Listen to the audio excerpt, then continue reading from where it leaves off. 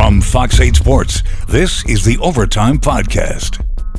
From the Fox 8 studios in New Orleans, this is the Fox 8 Overtime Podcast. I'm Vasilios. That is Sean Fazan.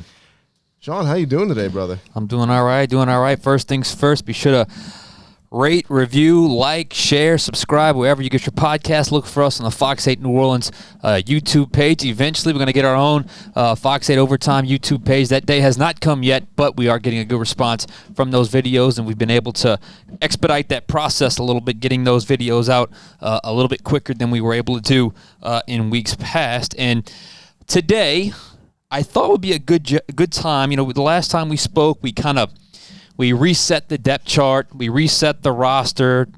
We had a little break in the action. Yeah. I still think that is the case, but the Saints have made a couple signings, but there's one I want to talk about in particular. There was a former player that had to settle for a contract that we never got a chance to get into in C.J. Gardner-Johnson. I do want to get into that because there was a lot of noise about that trade last year when it went down in training camp, so I do want to get into that.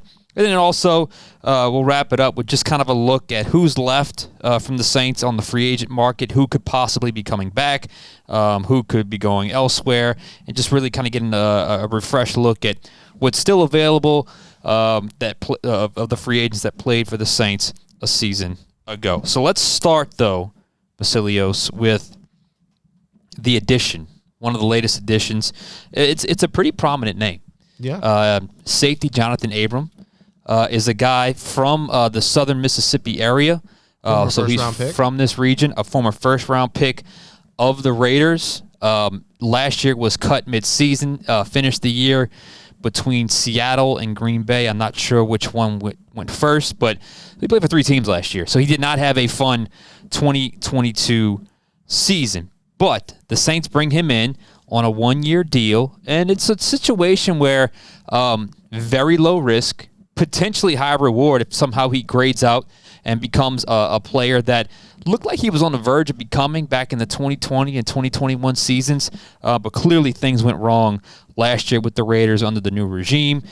Perhaps that's a theme because obviously the same thing happened with the quarterback. That's now New Orleans Saints starting quarterback. But I think it's important to just refresh the safety room. You have Tyrann Mathieu, you have Marcus May, J.T. Gray, Ugo Amadi, Smoke Monday, and now Johnathan Abram. So, what do we think?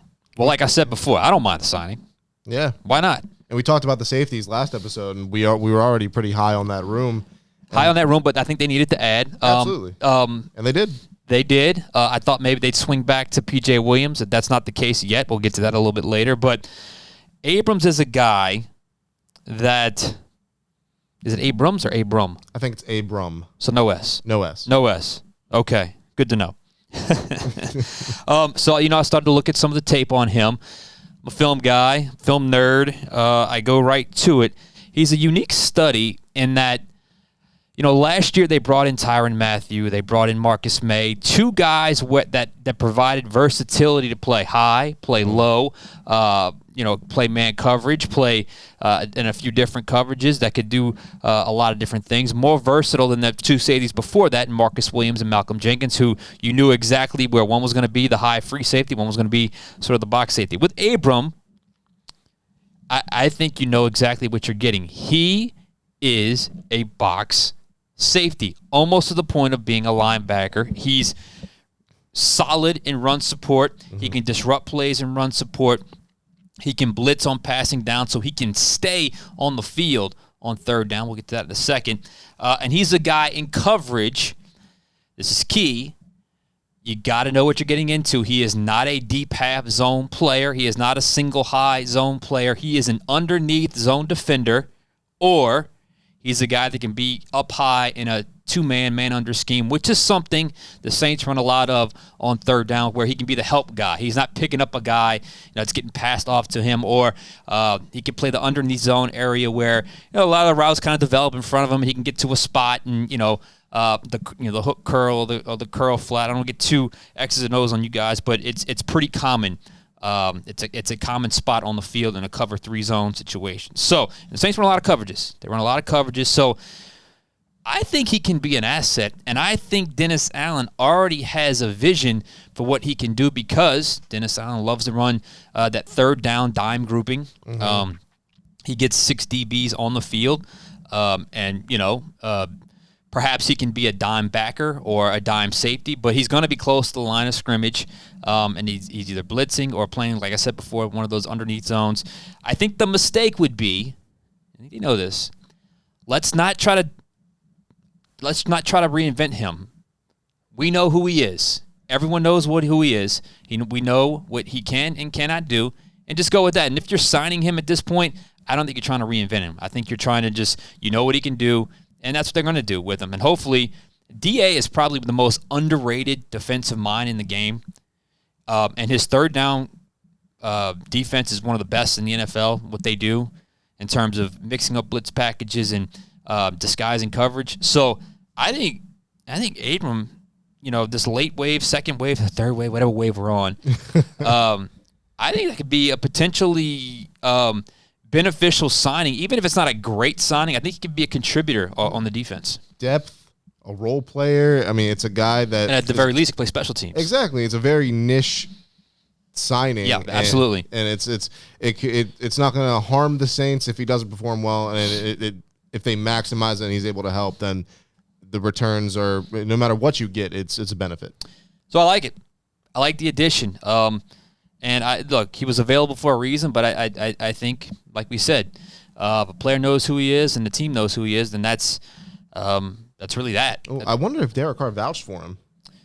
Probably so. Right? There seems to be a lot of reaching into the Raiders roster / staff there, or past experience with the Raiders. So yeah, man, that would make sense. I mean, he's a local guy, local enough. I mean, he's from this region, so sure. Sometimes that helps. I remember Demario Davis saying that when he got here. I said, Demario, it feels like you've been here for 10 years. His first year, he said, I don't know what it is. It's just being in the South. There's just a vibe in this locker room. I just connect with it. Maybe Abram will be the exact same way. So. I think it's another good signing. I think it's a list of good signings for the Saints this offseason. Let's give credit where credit is due. Yeah. If you're still harping on the negativity, I don't know what to tell you. And we're not homers here. We're just calling it like we see it. I think it's another good signing by the Saints. Speaking of signings, as I pivot to another safety / nickel / former Saint,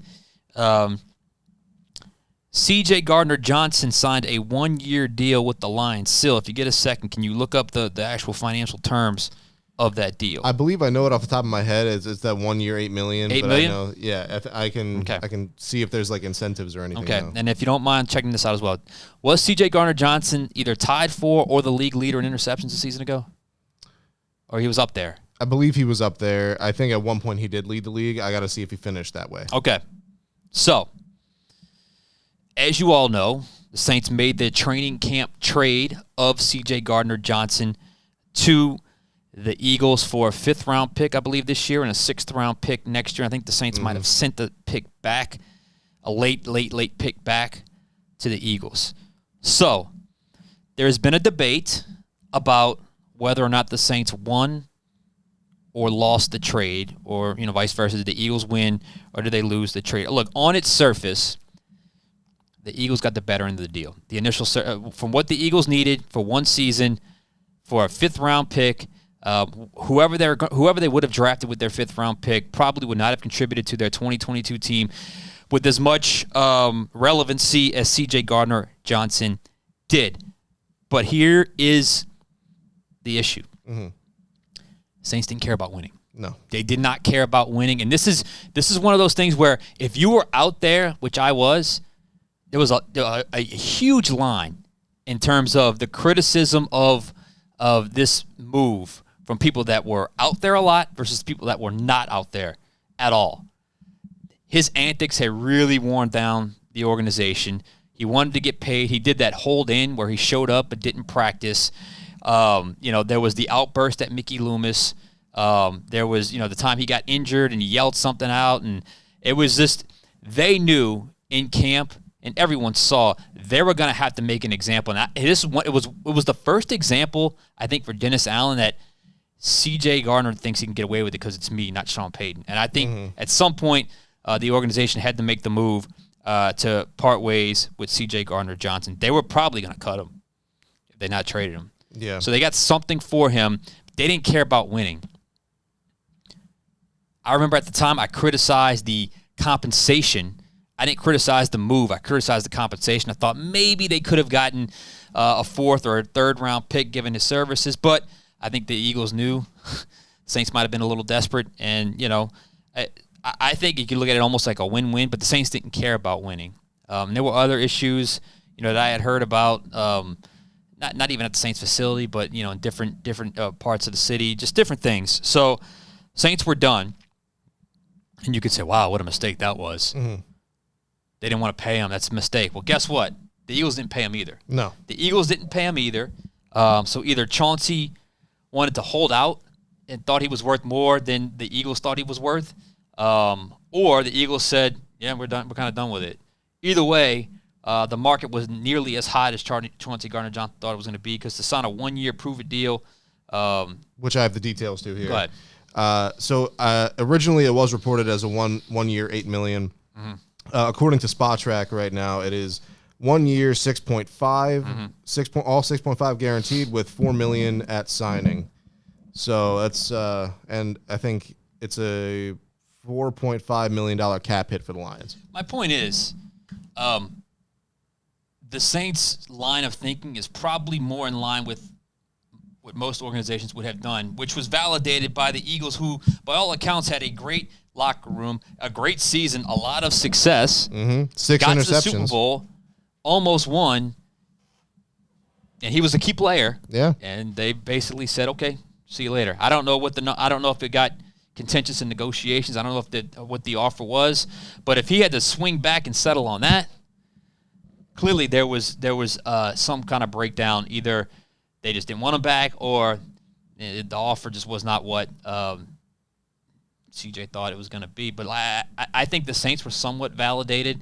I think the Eagles won the initial trade, but I think the Saints were somewhat validated in their belief that it probably wasn't the best idea to pay him, because this is now the second team that's basically said thanks but no thanks. Yeah. And guess what? The Saints still had a top 5 pass defense in the NFL a season ago. Could you have used them last year? Of course. Mm-hmm. Of course you could have. There was times early in the season where it took some time for that secondary to come together, as it generally does every year for the Saints.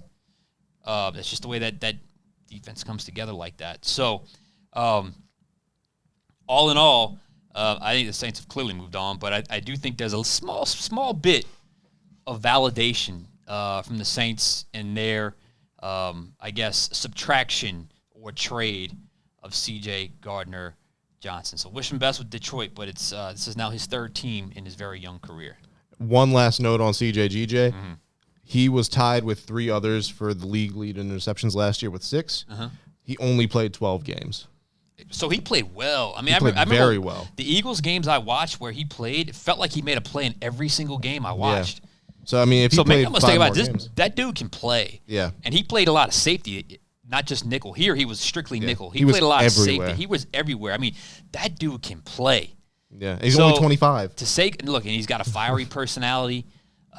So, yeah, I think that's one of those things where I think it's great when things are going good, but it probably has a short shelf life. So it wouldn't shock me that for him to reunite with Aaron Glenn is probably a good thing. Maybe it'll resettle things a little bit, but I do think that was an interesting turn of events that I think out on Airline Drive they felt a little bit validated by, and I think they've obviously moved on. I'm going to check Twitter one more time before I get to the Saints roster, make sure I didn't miss anything, because you never know. Some of these guys could have signed by now. It always happens to be that way.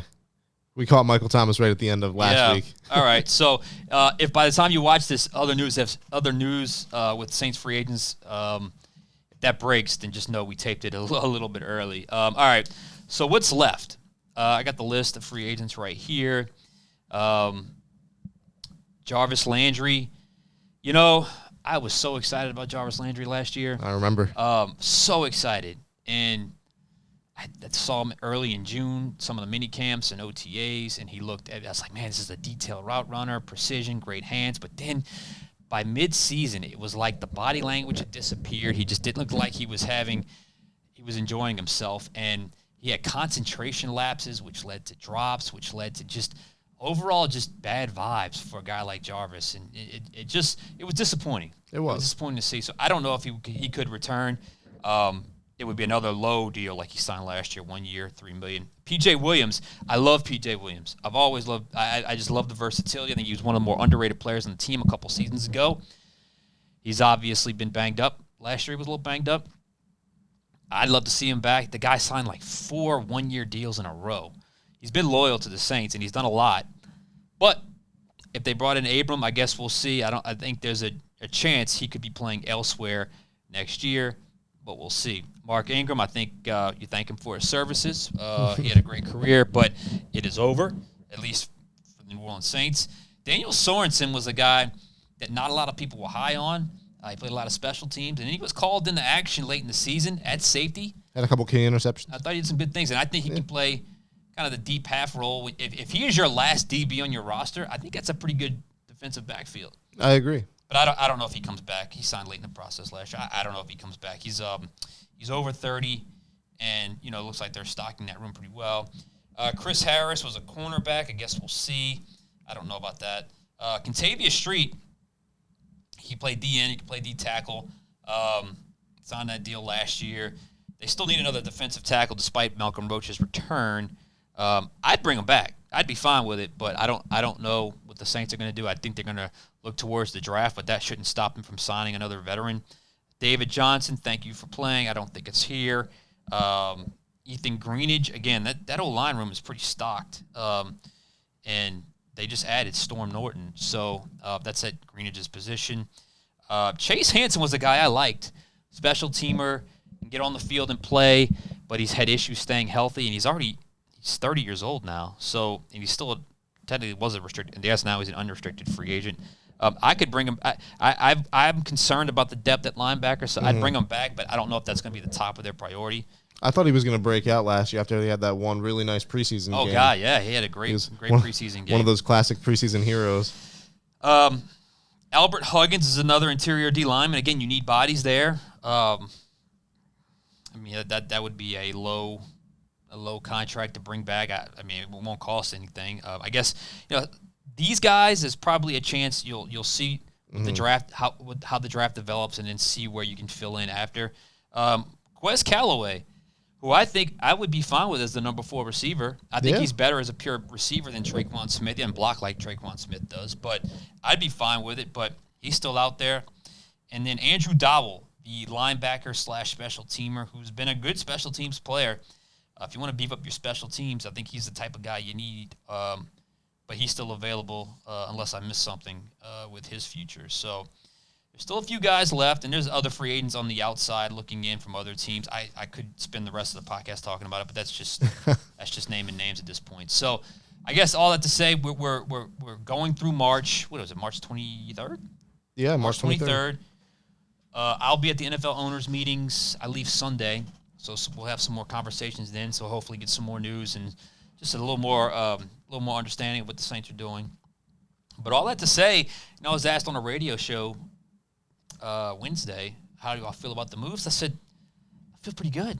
I mean, given where the Saints stand, given the moves they've made, who they've lost, stack that up against who they've gained, plus their addition of the quarterback. I like where they're at. I like where they're at. So I think it's been a solid offseason for the Saints. Yeah, solid offseason, and I think that's what we're gonna leave it off for today's podcast. All right, so guys, like we said at the top of the show, remember to like, subscribe, rate, review, share. We could use all that information to bring you more great content 3-4 times a week as we're trying to do. For Sean Fazan, I'm Vasilios. We'll catch you guys next time on another episode of the Fox 8 Overtime Podcast.